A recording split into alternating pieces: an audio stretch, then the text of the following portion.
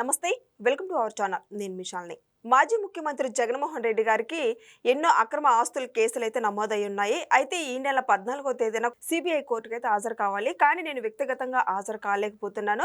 అయితే 21వ తేదీ నేను హాజరవుతానని మనకు వస్తున్న సమాచారం. నిజంగా 21వ తేదీనికి హాజరు అవుతారా లేదా, ఇలాంటి అంశాలను చర్చించే ముందు స్టూడియోలో ఉన్నారు senior journalist doctor Kanakadurga Vadlamani గారు ఉన్నారు. వారిని విషయాలను తెలుసుకునే ప్రయత్నం చేద్దాం. నమస్కారం మేడం. నమస్తే అండి.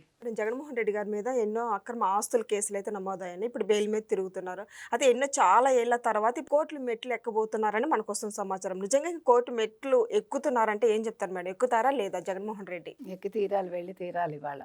సో 14కే వెళ్ళాలి ఆయన. అయితే రాను అని మెమో దాఖలు చేశారు. రాకపోవడానికి కారణాలు ఏం చెప్పారు ఆయన? ప్రభుత్వం నాకు సరైన రక్షణ కల్పించలేదు, ప్రభుత్వానికి ఇబ్బంది అవుతుంది, అదేవిధంగా ప్రజలకు కూడా ఇబ్బంది అవుతుంది, ప్రజా వాళ్ళ డే టు డే దీనికి చాలా ఇబ్బంది కలుగుతుంది అని చెప్పాడు ఆయన అప్పట్లో. అయితే ఆ మెమో మీద సిబిఐ కౌంటర్ దాఖలు చేసింది. ఇవాళ సిబిఐ కోర్టు అయితే వచ్చి తీరాలి అని చెప్పింది. దాని మీద రోజువారీ విచారణ జరుగుతోంది. డిశ్చార్జ్ పిటిషన్స్ మీద మీరు రావాలి అని చెప్పింది. చెప్తే ఇంకా గత్యంతరం లేక మెమో కొట్టేస్తే ఇంకా గత్యంతరం లేక వాళ్ళ లాయర్ మెమో వెనక్కి తీసుకుంటూ కోర్టు చెప్పిన డేట్కి వస్తారు జగన్మోహన్ రెడ్డి అని చెప్పాడు. సో 21వ తారీఖు జగన్మోహన్ రెడ్డి కోర్టు మెట్లెక్కి తీరాలి.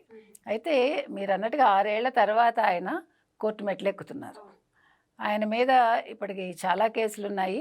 ఏకంగా 80కి పైగా డిశ్చార్జ్ పిటిషన్స్ ఉన్నాయి. 6 జడ్జెస్ మారారు.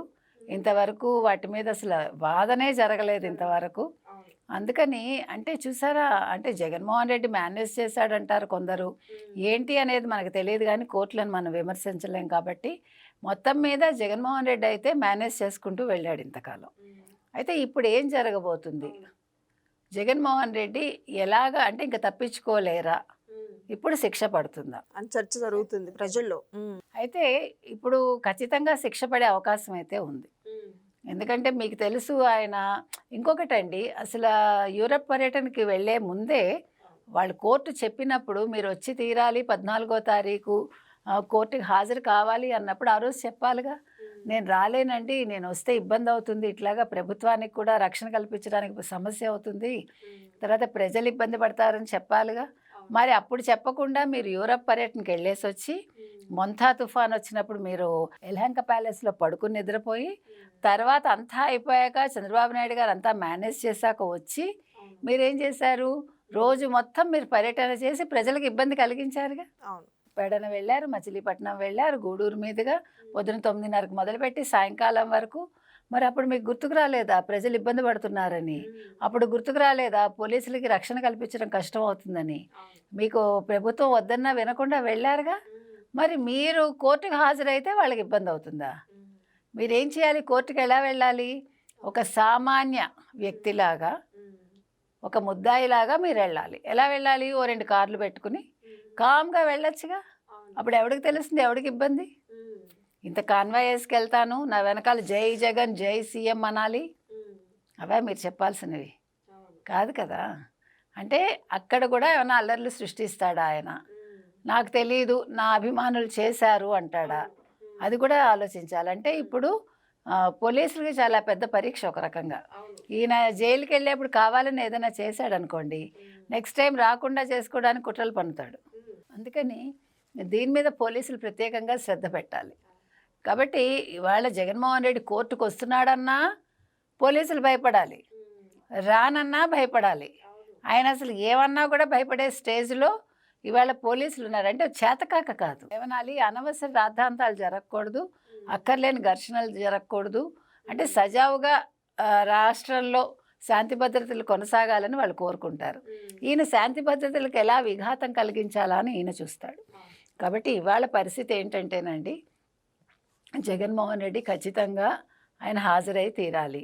మేడం, ఇది ఎప్పటి నుంచో నడుస్తుంది. అయితే ఇప్పుడు ప్రజల నుంచి మనం ఎన్నో వీడియోలు చేసాం. ప్రజల నుంచి వస్తున్న స్పందన ఏంటంటే కేంద్రం సపోర్ట్ ఉన్నంత వరకు జగన్మోహన్ రెడ్డిని ఎవరు అరెస్ట్ కూడా చేయలేరని ప్రజల నుంచి మనకి ఎన్నో కామెంట్ల రూపంలో తెలియజేస్తున్నారు. ఏమంటారు మేడం?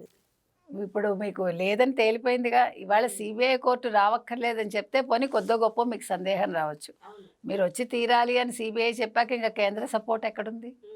ఎప్పుడో బీజేపీ తెగతెంపులు చేసుకుంది, కానీ అందరిలో ఒక చిన్న సందేహం అయితే ఉండిపోయింది. ఎందుకు జగన్మోహన్ రెడ్డికి మాత్రం ఎక్సెప్షన్స్ అన్ని విషయాల్లో అనేది ఉంది కదా. అది ఇవాళతో పటాపంచలు అయినట్టేగా. అసలు ఇవాళ సపోర్ట్ లేదని క్లియర్ కట్గా అర్థమవుతుంది కదా. కాబట్టి జగన్మోహన్ రెడ్డి ఇన్ని రోజులు అలాగే భావిస్తూ వచ్చాడు. అందుకే ట్రై చేశాడు, ఆయన మ్యాక్సిమం ట్రై చేశాడు రాకుండా ఉండడానికి. కానీ కేంద్రం మన వెనకాల లేదు, మనకి వెన్నుదన్నుగా ఉండదు. ఎందుకంటే మీకు కేంద్ర మంత్రులు కూడా ఏం మాట్లాడుతున్నారో మనం వింటున్నాము. అందుకని ఒకటేనండి, జగన్మోహన్ రెడ్డికి శిక్ష పడడం కోసం ప్రజలు ఎదురు చూస్తున్నారు. ఇప్పుడు ఆయన దాన్ని తప్పించుకోవడానికి ఎన్ని వేషాలు వేసినా, ఎన్ని అబద్ధాలు చెప్పినా, ఎన్ని మాట్లాడినా కూడా నిజం ఎక్కడికి పోదు. కాకపోతే ఆలస్యం కావచ్చు, కానీ అది అంటే తప్పించుకోలేడు జగన్మోహన్ రెడ్డి. తను చేసిన ఆర్థిక నేరాలు కావచ్చు, మరొక విషయంలో కావచ్చు. కాబట్టి ఆయనకి బెయిల్ రద్దయ్యే అవకాశాలు ఎక్కువ కనిపిస్తున్నాయి. మరి త్వరలో ఆయన అరెస్ట్ అవుతాడనే ప్రజలు అనుకుంటున్నారు, ఆశిస్తున్నారు. అందరూ చాలా ఈగర్గా వెయిట్ చేస్తున్నారు. ఇప్పుడు అందరికీ ప్రజలకి కోపం ఏంటంటే, ఏంటి ఇంకా జగన్మోహన్ రెడ్డిని అరెస్ట్ చేసి లోపల పెట్టలేదు, ఈ ప్రభుత్వం ఎందుకు తాత్సారం చేస్తోంది అని చంద్రబాబు నాయుడు నిలదీస్తున్నారండి. చంద్రబాబు నాయుడు చేతుల్లో ఏమీ లేదు, చట్టం తన పని తాను చేసుకెళ్తుంది. ఏది ఏమైనా ఆయన అరెస్ట్ అయితే మాత్రం ఏమీ భువనాంతరాలు దద్దరిల్లిపోవు, ఏమీ జరగదు.